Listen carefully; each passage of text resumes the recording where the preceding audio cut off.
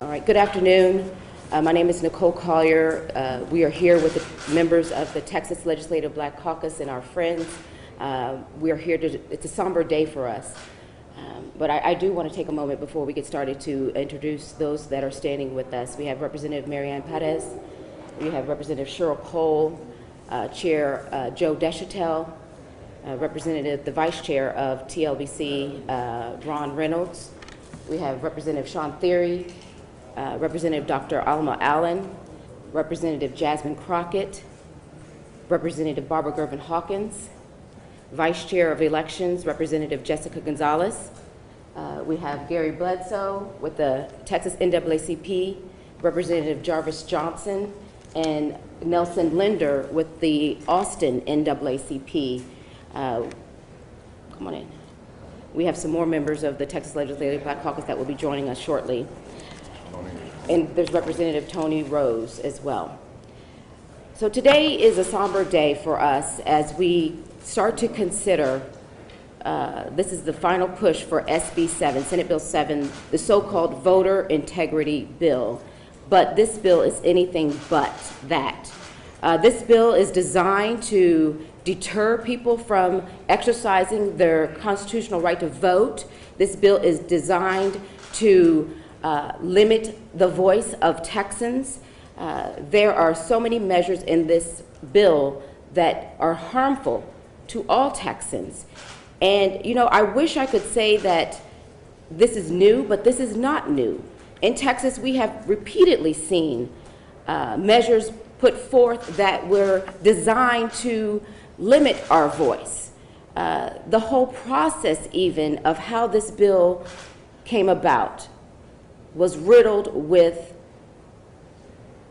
irregularities. It was a fiasco. From the start, where the bill was laid out in the initial hearing room, where Representative Jessica Gonzalez and I were there, and the fact that they did not want to hear the voices of those who were not part of the committee. You know, one thing I've always heard from our senior members of the Black Caucus is that we have to make sure that we have a seat at the table. There was no seat there. And so we brought our own chair and set up. But when we got there, we realized that they still wanted to silence our voice by removing the microphone, by refusing to acknowledge my presence. But luckily, we have friends. We have friends with Representative Jessica Gonzalez, who serves on that committee. We have friends with Michelle Beckley. We had friends with John Busey. We had friends with Art Fierro, who were there to stand with us, and we stood with them. And we had that second chance to ask those questions, but they fell on deaf ears. In fact, it seemed like the fix was in from the beginning. From the beginning, there was no interest in hearing about how these measures would impact people of color. In fact, the bill got worse. So, you know, we heard confusion about what does this bill do? Well, it's not good. There's nothing in here that would increase the ballot secrecy. There's nothing in here. In fact, it gives more authority for poll watchers who are not trained, mind you, to harass voters, to follow voters, to freely roam around the polling location. It's like the old Jim Crow, where they're on your back, following you around. That's what we see in this bill. We know that we have worked tirelessly to increase voter participation, creating opportunities through Souls to the Polls. Well, they wanted to fix us and limit that and create a gap in the time so that people do not have the desire to stay until after 12 p.m. They limited the time. So now it's no voting before noon, before 1 o'clock, no voting before 1 o'clock on Sundays. Well, they know that that's something that we really fight for, and they were notified, they were advised, the Texas NAACP and myself, on behalf of the Texas Legislative Black Caucus, made them aware of this problem. We made them aware of so many provisions of how they would impact curbside voting. No longer will you be able to be a good Samaritan, a good neighbor, and take your your neighbors, your senior or sick neighbors to the polls without filling out an oath of affidavit of assistance. Not only do they want you to fill out the oath, they want to know how you are planning to assist them. Are you going to just drive them, or are you going to assist them with the voting process? And I'm telling you, all the onerous provisions in this bill will just make it harder for people to exercise their right to vote. And so this bill was really targeted at what we saw done in Harris County, the amazing things done in Harris County. They had record turnout for voters, record turnout. And if that's what the purpose and goal of this legislative body is to drive turnout, voter participation, then why limit them? Why tie their hands and prevent them from doing what they think is best for their community? With the drive-through voting and the curbside voting, the 24-hour voting, there's nothing wrong because we didn't see any widespread voter fraud. In fact, they even acknowledge as Republicans that there is no widespread voter fraud. So what are you trying to address? If anything, that is to silence our voters, to silence our voice. That is the goal, even though they say otherwise. I can think of no other reason why we would need to be here continuing to fight for our constituents, other than the fact that they are trying to suppress the votes of people of color. The measures in here are directly targeted at people of color. And so we will continue to stand strong and fight till the end to make sure that our constituents, our members' voices are heard until the last moment. And so now I'd like to introduce Representative Ron Reynolds. He's going to go over a little bit more that's in this bill, and then I'll come back and talk about the procedure as well. Thank you, Chair Collier, and all of my colleagues who stand here on the right side of history. You know, when I think about what we're doing now, I think about, and I reflect upon words of Dr. Martin Luther King when he once said that freedom is never voluntarily given by the oppressor, it must be demanded by the, freedom is never voluntarily given by the oppressed, it must be demanded. And Frederick Douglass said it this way, that power concedes nothing without a demand. We are demanding that our colleagues, and particularly the leadership who are pushing SB7, that they speak for Texans, not for the big lie perpetrated by former President Donald Trump. Because if we're honest about it, that's the reason why we're here today. We're not here, as Chair Collier stated, searching for solutions to make voting more accessible for Texans, which is a fundamental precious right. We're here to limit the voting rights that we all, many of our forefathers whose shoulders we stand on, fought so desperately for. That's what we're here. That's what we're doing today. We're attempting to justify this voter suppression bill instead of calling it what it is. This is nothing more than an attempt to keep and limit black and brown folks and the disabled community from exercising their precious constitutional right to vote, a right that was not always there for people of color. Even after the passage of the 15th Amendment, blacks and browns could not freely vote in this country.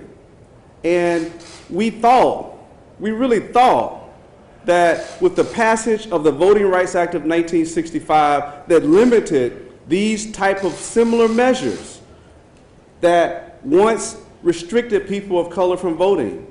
So instead of now having a poll tax or a literacy test, they're instituting measures that Chair Collier just talked about. Souls to the polls. Who do you think uses that?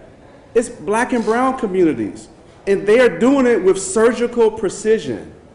What they're doing is nothing more than modern day Jim Crow 2.0. That is what they're doing. And I'm not gonna, laugh when it's not funny. I'm not gonna scratch when it doesn't itch. This is a blatant attempt to set us back. When I hear words from, former President Trump like "Make America Great Again" or "We want to take our country back," I get it.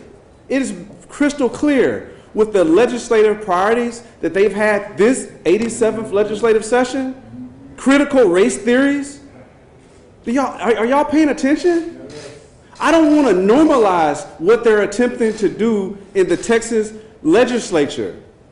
Instead of focusing on, online voter registration and same-day registration, what are they doing? They're doing the backwards. They're taking us to a place that was a dark day in our country. And I know that our late Congresswoman Barbara Jordan and John Lewis, they're frowning down from heaven at what we're doing in this Texas legislature. Yes, sir. And that's why we're making good trouble. That's why we're standing together in solidarity. That's why we're speaking truth to power. Yes. That is why we refuse to remain silent. Yes. You're complicit. Yes. We're not going to be complicit with the Republican red meat, nothing but partisan politics, focusing on permitless carry instead of common sense gun reforms. When we see mass shooting after mass shooting, and I'm not digressing, I'm just trying to paint the picture. What are we doing in this Texas legislature? What are we doing? Instead of focusing on the pandemic and the relief for people that are suffering, we continue to lead the nation in the number of uninsured. Many of those people are black and brown people. Maybe that's why they don't care about Medicaid expansion. Maybe that's why we continue to lead the nation in the number of uninsured, because they're well off and they're well to do and they don't have to worry about insurance. Yes, sir. And we continue as black women to lead this nation in maternal mortality. Yes. And I'm sick of it. And I'm not going to even make it seem like it's not as bad as it is, because it is. When we don't speak truth to power, it's almost like we're saying, well, it's bad, but it's not really that bad. It is that bad. When we're talking about focusing on, restrictions on a woman's right to choose, the 6 beat, that is so much crap, y'all. And I'm not going to continue to. I know my time is limited, but I want you all to pay attention. Elections have consequences, and if we don't stand up, we will be back to more Jim Crow. See, they do a little bit each session.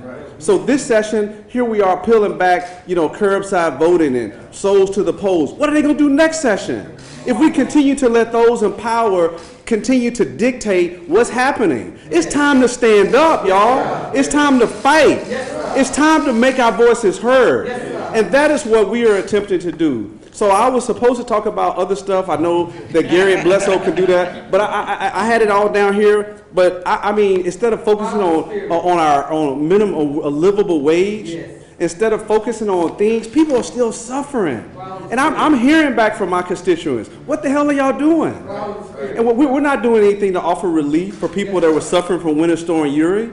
We're helping out the oil and gas companies. We're not doing anything. So I want y'all to pay attention, and I hope the media reports this. And we are going to have to elevate this message so people wake up. As the young folks say, it's time to stay woke, y'all. So I know, Madam Chair, I didn't do what I was tasked to do, but I just had to get that out, because I'm really sick and tired of being sick and tired. Too many people fought and literally died for the precious fundamental right that we have to vote, and here we are today, relitigating voter suppression 2.0 in 2021. We're not talking about the 50s. We're talking about 2021. We don't live in a post-racial America. We live in an America where we're trying to whitewash many of the things that we did, so we don't have to face the truth. And that is what we're doing today. So thank you all. I apologize for getting off a message. Thank you. That's all right. That's all right. We'll hear from Gary Bledsoe with the Texas NAACP next. Yes. Thank you, Madam Chair, and I want to thank all the members of the caucus and the Mexican American caucus, the Democratic caucus, that have fought so hard to fight against these horrible bills. Let me say, first of all, what is the purpose behind the bill? The purpose behind the bill is that there were 49.4% of Texans who were adults that were African American and Latino in 2010. Since that time, 67% of Texas growth has been African American and Latino. Texas is becoming, it's already a majority minority state, okay? It's becoming increasingly so. So what is at stake here is there is an attempt to make this into an apartheid state, to make sure that a small minority of conservative extreme white citizens can dominate our government. Yes, sir. So that is why we are where we are. That's why. Let me say, number two, that one thing I want everyone to understand is that the decisions that were made here in this bill were made by white people. Yes, okay? They excluded the minorities from the House side from the decision-making process. They ran an ad hoc process where the white folks could talk to the white folks and make the decisions. Okay? So what this means, if they have subjugated the legislative process to a decision made in the back room by people that don't include us. That's completely inappropriate.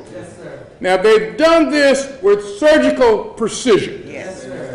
One of the senators on the committee used to be the voter registrar in Harris County, Paul Betancourt. And he has a history of having issues with the African American community in terms of the handling of that office. And things that are very consistent with what occurred while he was the voter registrar are in this bill today. And so let's see what they did. Okay. What they did is they went through every single part of the process to try to dislodge African American Latino voters. They did it up front by going after our community groups with the new cause of action, trying to make it into some kind of RICO-type crime to get organized and to go in and try to get people to vote for certain individuals. So they sought to lock that out in the bill. They also, in the advance process, have made it more difficult to register to vote. And we know that was one of the issues that Senator Betancourt had when he was a registrar in Harris County. And so now they're going to be able to disqualify more voters and refer those voters, when they don't somehow qualify, over for people to scrutinize and open up investigations into them, maybe about there's some potential problems. It'll have the chilling effect on people wanting to actually register to vote. Also, ahead of time and before the actual vote, what they've done is they've limited early voting. And the limit on the time of early voting is clearly designed to limit African American voting. Okay, because African Americans are the ones that vote on Sundays. Everyone knows about our souls to the polls. So that's being locked out. The other thing that's being locked out is anti-African American and Latino is the expanded hours that are no longer there. They took out the expanded hours. So if you're a working person, you work a night shift, you work in the medical community, you can no longer vote late, okay? So those issues are very clear. What else have they done? They've created all these criminal laws that are intended to convict you. What did they do? The House version that these folks here so ably negotiated that at least reduced these offenses down to misdemeanors, were brought back up to felonies. So what are they trying to do? They're trying to disqualify people from voting with felony convictions, and they're trying to take out African American voting officials so they can't be part of the process. Okay? So that's another intimidation tactic they use that goes before the actual vote. Now, when it comes to the actual vote, what's actually occurring? Okay, they've empowered these vigilante forces that we've had incredible experience with, these poll watchers that go into our communities and disrespect our election officials. They've exalted them to where they're above the actual election judges. These folks here had ably negotiated a compromise that allowed the election judge to have the kind of authority they've always had under Texas law and to evict someone who's problematic in the polls. They took that out. They took that out. And I want you to understand, and you saw the discussion over in the Senate last night, where they talked about whether or not you could actually see how someone votes. All they could say is it doesn't allow you to do that. But I defy you to find a provision in this law that says that you can't see how a person votes. It said you can see everything they can do. You can follow up to the place where they're voting. And it's an offense to stand in their way where they can't see. So the only limitation that had been in the law related to whether or not you could videotape. Okay? So now they've empowered the poll watchers. They've empowered the poll watchers to act as vigilantes in the community and basically take over. We had a horrible experience with them this past time. Now, also what they've done, they've created these incredible impediments to voting, where some of the oaths that they're required to take are unreasonable, something that people wouldn't know. You know, I don't know if somebody is truly disabled. I just know what I see. But there are trick games that are involved in this to get people into a very difficult and problematic circumstance. So this bill has so much more, even to the counting of the ballots. They go to after the election, where they make it easier for judges to overturn election contests. They expand venue so you can have venue in more locations. They try to quicken the process if somehow someone they don't like actually wins, to where an appellate court can overturn them. They invade themselves into the judicial province, violates the separation of powers under the Texas Constitution. This is a clear, raw take about taking power and putting minorities in their place where they can never share power in Texas. But you can be rest assured that we're not going to take that sitting down. Thank you. Thank you so much. I know that Vice Chair, we have Representative Armando Wally's here as well. Vice Chair Jessica Gonzalez. We'll take a few questions right now at this time. Are there any questions? When do you expect this to come up on the House floor? It's eligible today at 4:50. At 4:50? Yes. So that's when it's going to be? I don't know. It's eligible at 4:50. I read a print to the room. Was anyone here, any members of the Texas Legislative Black Caucus, anyone representing the NAACP, consulted specifically in the crafting of this conference committee? Well, you mean consulted? Where they? I was a member of the conference committee. So yes, I was there. We did make recommendations of how we felt the bill should flow and what provisions should be in it and should not be in it. But the majority of our recommendations, I'd say over 90%, were rejected. What do you regard as some of the most crucial that didn't make it? Well, of course, being able to have a poll watcher removed.